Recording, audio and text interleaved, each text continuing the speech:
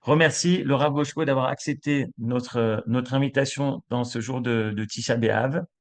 Dans ce cours de Job, nous allons explorer donc ce livre fascinant qui interroge sur la nature de la souffrance et de la justice divine. À travers les dialogues de Job avec ses amis, nous allons découvrir des réflexions profondes. On parlera certainement de Emouna, de résilience et de la façon dont Dieu dirige son monde. On va avoir le mérite d'avoir l'analyse du Rav Bochko, et bien sûr sous le prisme de vue de notre maître, le Rambam Maïmonide. Bechavod Rav Bochko.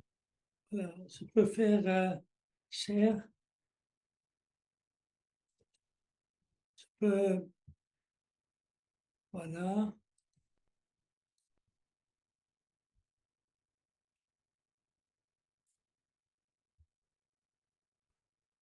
Voilà. Alors, d'abord, merci pour les belles paroles de Rav Cherki que je viens d'entendre. Un grand appel à l'unité. Et c'est sans aucun doute en ce Tisha B'Av très particulier que nous devons tous agir pour pouvoir nous unir.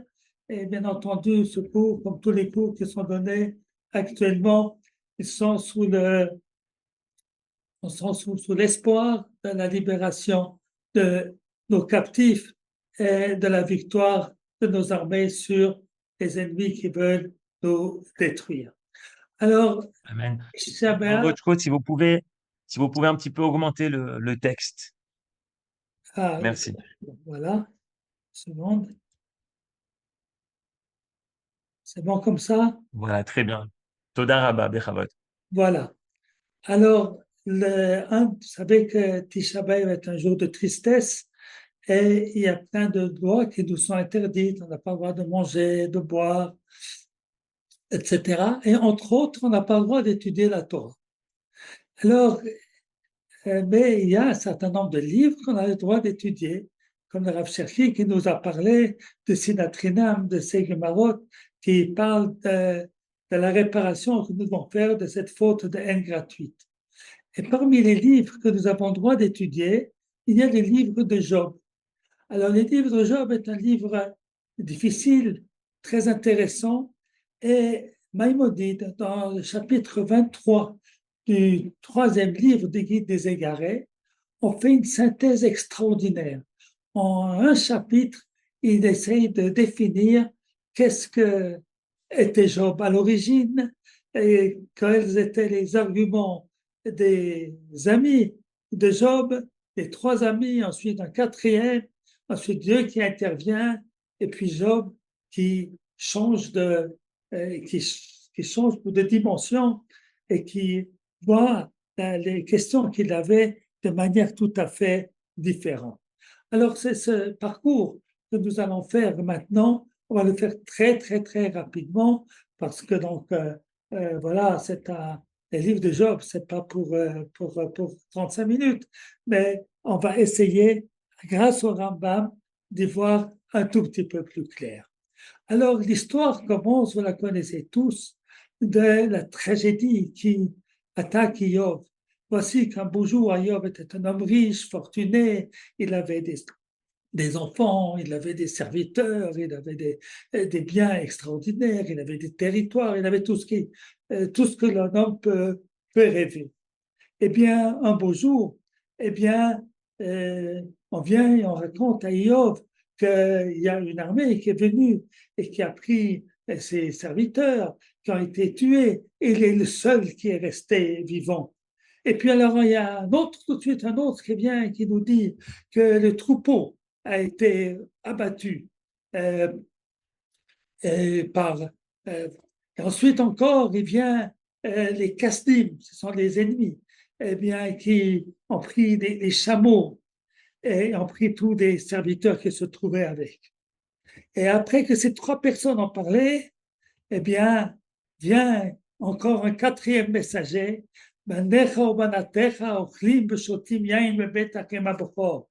Tes fils, tes filles, ils mangent et boivent gentiment dans la maison de leur frère aîné. Et voici qu'un grand vent vient du désert et qui a attaqué les quatre bases de la maison, elle est tombée sur tes enfants et je suis le seul serviteur pour te raconter cet événement. Alors, il y a dans cette histoire quelque chose de surnaturel. Il y a des malheurs qui arrivent. Il y a quelquefois quelqu'un qui tombe dans un accident. Il y a quelquefois quelqu'un qui a une maladie. Il y a des malheurs dans la vie. Mais cette succession de malheurs est quelque chose que Job a tout de suite compris que ce n'est pas quelque chose de naturel. Alors, il s'interroge. Alors, il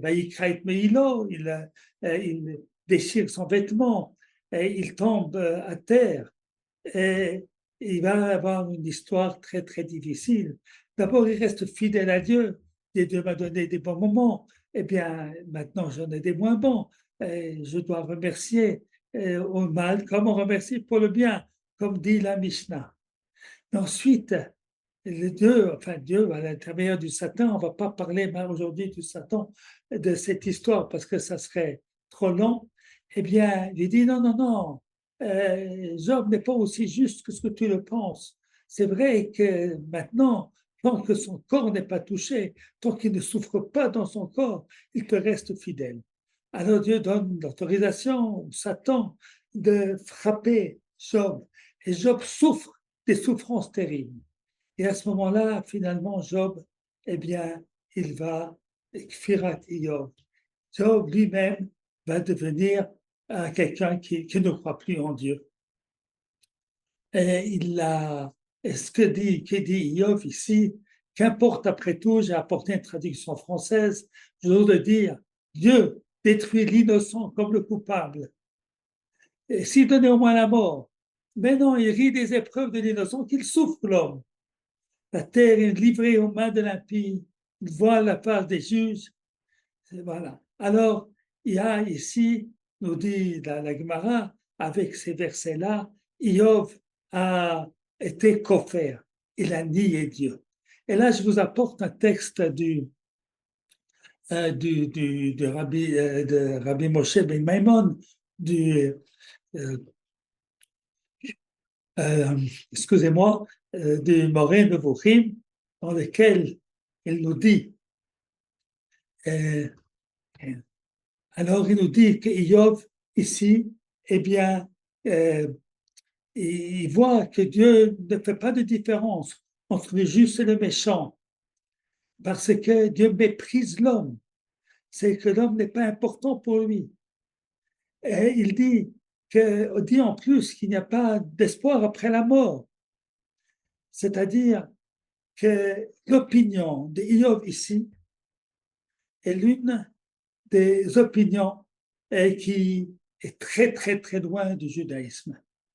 C'est l'opinion d'Aristote qui voit bien que Dieu a créé le monde, il a créé les cieux et la terre, il s'occupe peut-être de l'existence des espèces, mais ne s'occupe pas des individus.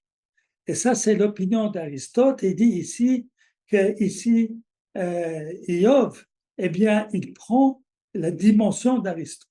Donc, c'est très intéressant parce que dans son livre, le Rambam, eh bien, fait tout pour à la fois, il a beaucoup de respect pour Aristote et à la fois, il est tout à fait à l'opposé d'Aristote. Alors, pourquoi il les respecte? Parce qu'Aristote a fait quelque chose de bien. Ce qu'il a fait de bien, c'est qu'il y avait un autre philosophe avant lui, je ne sais pas si c'est Épicure, en tout cas dans la langue de Rambam, c'est Apikoros, qui lui disait il n'y a pas de Dieu, tout est hasard. Tout est hasard, il était la philosophie euh, que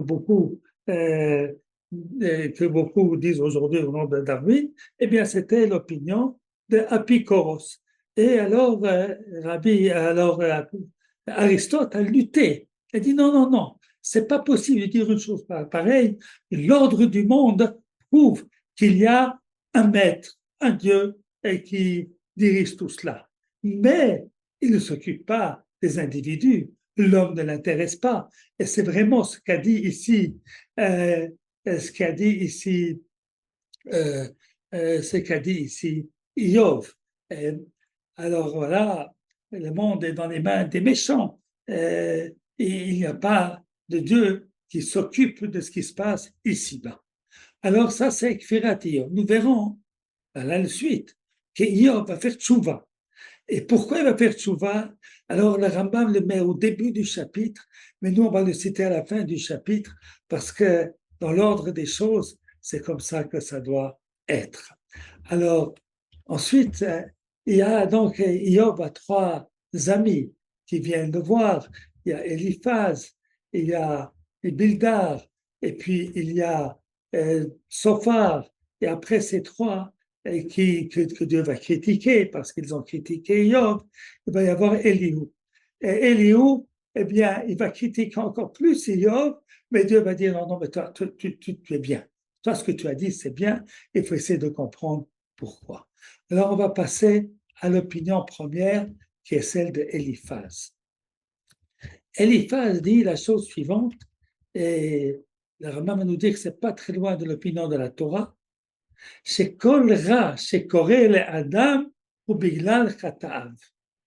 S'il arrive un malheur à l'homme, et en particulier un malheur tel que l'histoire que nous avons décrit tout à l'heure, c'est-à-dire un malheur qui n'est pas dans l'ordre de la nature, eh bien, c'est certain qu'ici, c'est quelque chose qui vient de Dieu. D'ailleurs, il y a Tosafot qui explique de la même manière. Il dit, la Gemara nous dit, par exemple, que Kol Bidei Shamayim, Chutz Mitzilim Upachim. Tout vient du ciel, sauf les gens qui tombent malades du froid. Il y a un autre Gemara qui nous dit, sauf ceux qui viennent du chaud. Le Gemara dans le Talmud de Jérusalem, eh bien, nous apporte encore d'autres raisons, chacun selon l'endroit où ils habitaient, les calamités qui arrivaient à leur endroit. Mais, nous dit Tosafot, lorsqu'il y a un malheur pas naturel, pas normal, qui ne devait pas arriver, ça c'est certain qu'il y a ici une intervention d'en haut. Alors, donc c'est certain que c'est dans Dieu, parce que nous croyons, Eliphaz croit en Dieu comme nous, et il ne croit pas à deux Rishuot, il n'a pas croire qu'il y a deux autorités dans le monde, qu'il y a Dieu et le Satan, etc. Il n'y a qu'un seul Dieu. Alors, il nous dit, alors, ta méchanceté n'est-elle pas grande? Tes iniquités ne sont-elles pas infinies? Tu enlevais sans motif les gages à tes frères, tu privais de leurs vêtements ceux qui étaient nus, tu ne donnais point d'eau à l'homme altéré, tu refusais du pain à l'homme affamé.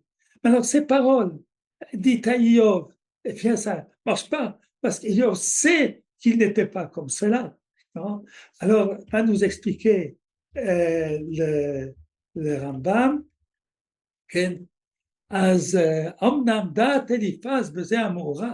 l'opinion d'Eliphaz, eh bien, est également une des opinions qui ont été dites selon l'Asgacha. Tout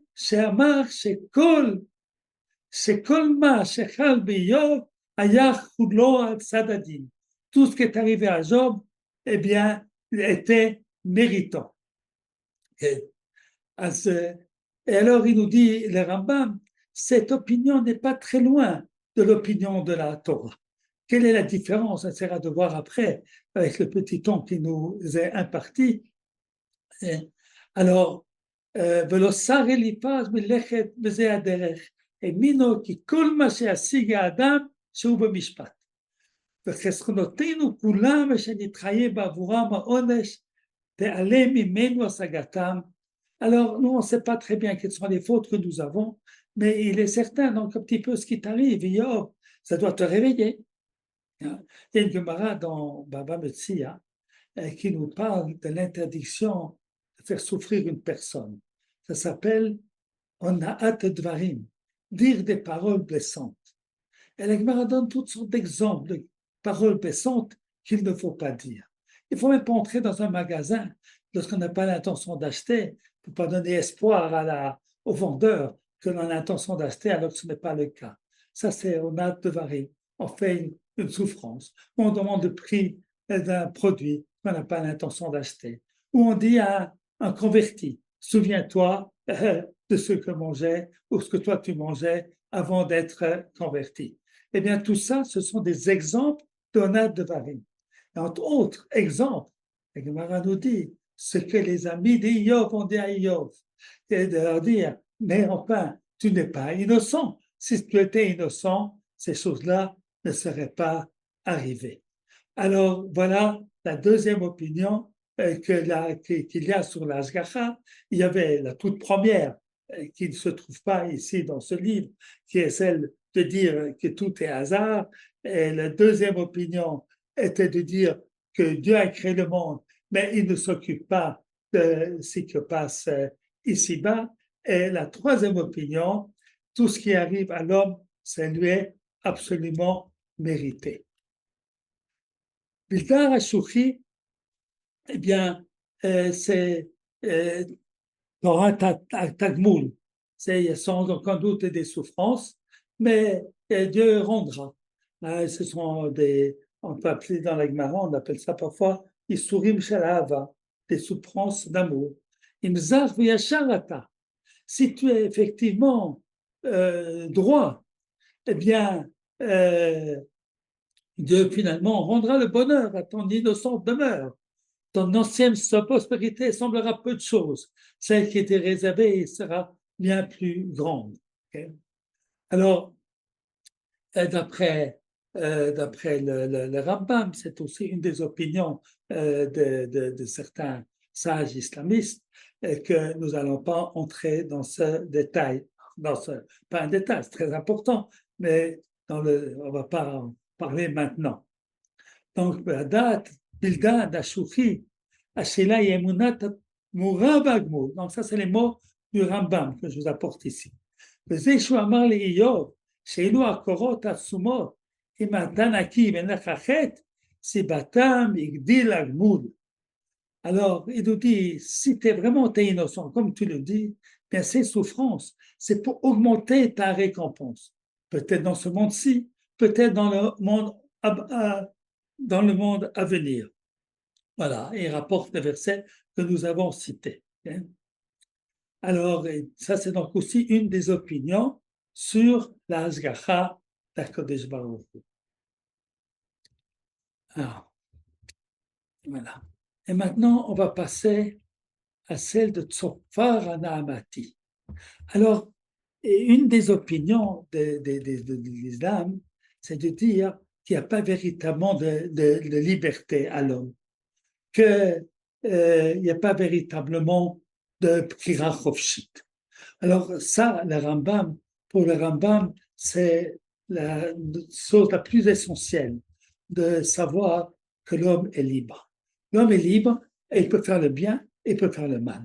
Ainsi dit le Rambam au début du chapitre 5 de Hilchot Shuvah, des lois de repentir, nous dit le Rambam que le fondement du judaïsme, c'est de savoir que l'homme est libre. Il est libre et s'il veut, il peut faire le bien, il peut être juste comme Moshe, notre maître, ou il peut être méchant comme Bilam, l'impie. Et que nul ne peut forcer l'homme d'être ni bon ni mauvais. C'est-à-dire, il ne dit pas à le Rambam qu'il y a des penchants chez chaque être humain. Il y a des penchants, il nous dit cela dans Ilchot Deot, il y a des personnes qui sont attirées par telle chose dans leur nature, par telle chose dans leur nature, mais il a un grand mot d'espoir, le Rambam. Il dit que l'homme n'est pas seulement ce qu'il a été fait à sa naissance, ou ce qu'il est fait à cause de l'entourage, de ce qui l'entoure. Il y a la possibilité à l'homme de pouvoir changer, modifier. C'est quelquefois la pensée occidentale est quelquefois yiouche, elle est quelquefois désespérante. On est comme on est, on ne peut pas changer. Alors pour le Rambam, le fondement même du judaïsme, c'est que l'on peut changer, et ça c'est le corollaire du fait que l'homme il est libre. Alors,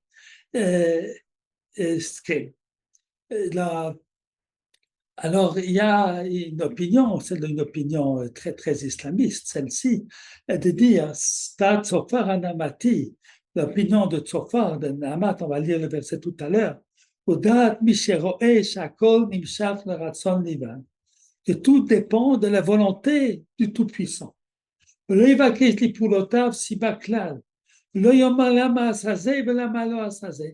ne peut pas dire pourquoi il crée des montagnes et des souris, et bien on ne peut pas y poser la question pourquoi il fait ci et pourquoi il fait cela.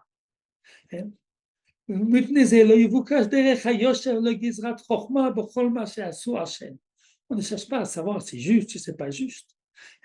C'est lui, c'est son essence qui décide ce qu'il fait, et voilà.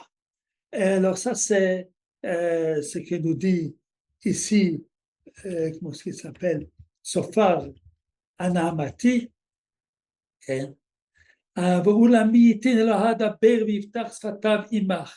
S'il pouvait parler et te répondre, eh bien, il te dira, et tu verras alors qu'il ne te traite pas selon ton iniquité. C'est pas nécessairement que tu es bon, c'est pas nécessairement que tu es mauvais, c'est sa volonté. Il fait ce qu'il veut. Ce que nous faisons n'a pas une grande importance. Vous savez qu'Abraham, il est venu au monde pour enseigner que le monde ne fonctionne pas ainsi, que le fondement est qu'il y a Sachar Onesh, qu'il y a récompense, qu'il y a aussi punition, parce qu'on ne vit pas dans un monde sans sens. Nous vivons dans un monde qui a un sens. Dieu dit à Abraham, c'est Achutza, sors, regarde les étoiles. Et Rashi explique, c'est Mistagninut Shelcha, sors de ton déterminisme. Toi, tu crois qu'Abraham ne peut pas avoir d'enfant parce que dans le déterminisme ou dans la nature qui est la tienne, eh bien, c'est cela et ça ne peut pas être autrement. Et bien, ça peut être autrement. Abraham vient nous dire ce qui se passe dans le monde dépend aussi dépend peut-être essentiellement de l'action des hommes. Puisque l'homme est libre, alors il y a à son action une importance, et son action est tellement importante qu'il y a des comptes à rendre. Donc, ça, c'est donc l'opinion de Tzofer Anamati, c'est entièrement contraire à la Torah. Et ça, c'était une des opinions des amis de Iov. Maintenant, il y a même dans cette opinion, dans toute opinion, il y a toujours une part de vérité. La part de vérité, c'est que Dieu fait ce qu'il veut. D'accord? C'est-à-dire, c'est pas nous qui vont dicter à Kodesh Baruch Hu ce qu'il doit faire. C'est pas pour rien que toutes ces opinions sont rapportées dans les livres de Job. Parce que dans chacune, même si elle n'est pas juste comprise comme une entité qui annule tout le reste, elle est une partie de ce qu'est la vérité. Donc, par exemple, ce que nous avons vu avant avec le premier qui nous disait Eliphaz, tout malheur qui arrive à l'homme de ses fautes, c'est pas entièrement juste, mais c'est pas non plus entièrement faux. D'accord? Il y a du juste dans ces paroles-là. Et la Mouna de Pitsouille, la notion de Pitsouille, elle se trouve dans le judaïsme, que la Gemara nous dit que si l'homme n'a pas été récompensé dans ce monde-ci, il sera récompensé dans le monde à venir. Donc ces idées-là, elles ne vont pas à expliquer que Dieu va vouloir faire du mal à l'homme pour ensuite lui faire du bien. Mais cette idée qui a une notion de pitsouille est une idée qui se trouve dans le judaïsme. C'est une partie de vérité. Si ce n'était pas une partie de vérité, eh bien, on n'aurait pas rapporté dans le livre de Job. Tout comme l'opinion d'Apikoros, qu'il n'y a pas de créateur et que tout existe, tout fonctionne selon Lazare, etc., est une opinion qui n'est pas rapportée dans le livre. Voilà. Et voilà. Maintenant, on va parler de Eliyahu ben Brachel. Alors, Eliyahu ben Brachel, eh bien, très étonnant, parce que vous savez, c'est un livre très long. Alors, le Rambam nous explique, chacun dit un petit peu ce que l'autre dit, et c'est difficile de trouver quelle est sa spécificité. Et puis, Eliyahu ben Brachel eh bien aussi c'est difficile de trouver quelle est sa spécificité. Parce qu'il rapporte un petit peu de toutes les opinions. Et bien, je vous ai dit tout à l'heure, il y a dans chacune de ces opinions une part de vérité. Eh bien, c'est normal que chacun dit un petit peu ce que l'autre dit, il y a chez tout le monde quelque chose de vrai. Maintenant, il va nous expliquer, Eliyahu Ben Brachel, il a dans ces trois, il dit trois points qui n'ont pas été dits par les autres. Le premier point, il nous dit il y a des miracles, pas tout le temps. Shtaim Shalosh et Adam, le verset. Il faut savoir, très important, que bien que l'homme est libre et que le monde est sous sa responsabilité, qu'il y a le libre arbitre, il ne faut pas croire que Dieu n'intervient pas seulement dans une récompense dans le dar. Yesh nissim. Il y a des miracles très importants pour nous, l'époque où nous vivons aujourd'hui, de savoir qu'il y a des miracles. Nous vivons des moments difficiles, mais il y a beaucoup de souffrances, il y a beaucoup de douleurs, mais il y a aussi beaucoup de délivrance. On n'est pas à la situation que nous étions au siècle dernier. Il y a même des miracles. Il y a des choses incroyables aussi qui se passent, et pour le bien et pour le mal. Vous savez que tous les dirigeants du pays étaient aveuglés et qui n'ont pas entendu qui n'ont pas entendu les avertissements. C'est aussi quelque chose qui n'est pas qui n'est pas qui n'est pas logique, qui n'est pas logique. Alors, c'est pas pourquoi. Moi, je ne peux pas expliquer pourquoi, mais c'est vrai que c'est pas logique. Alors, il y a important, nous dit Eliyahu Rachel, sache qu'il y a une intervention de Dieu dans ce monde. Et puis, sache aussi que Dieu parle à l'homme. Il y a de la nouveau.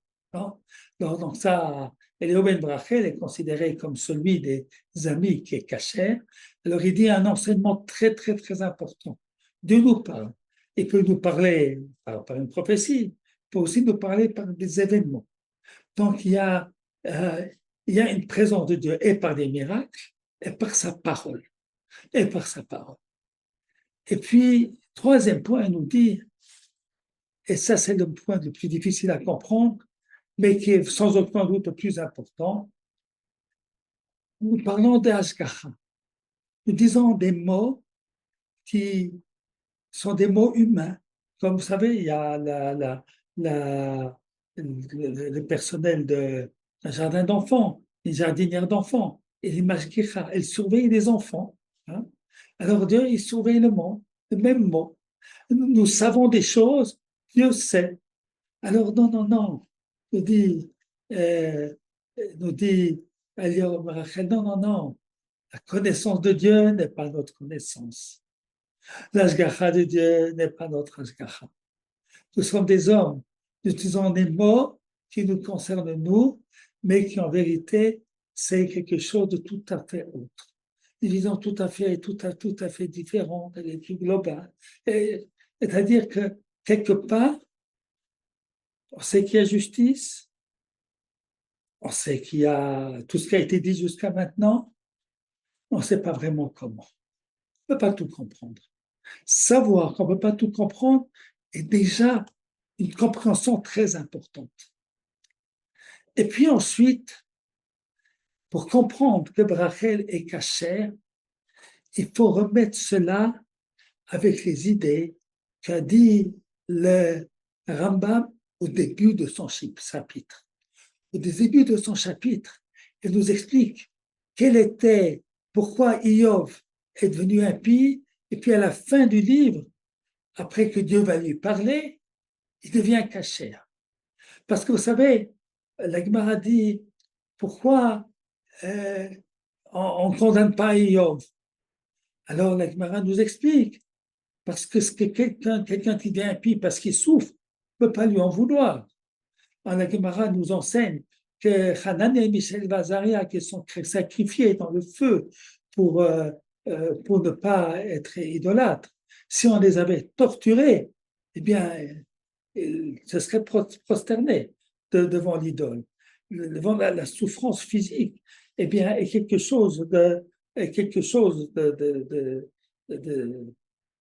d'insupportable. Non. Alors, Donc, on ne peut pas lui en vouloir. Et dit le Rambam, il y a encore une autre raison pourquoi il ne faut pas se fâcher avec Iyov. Parce que finalement, il a fait une chose extraordinaire.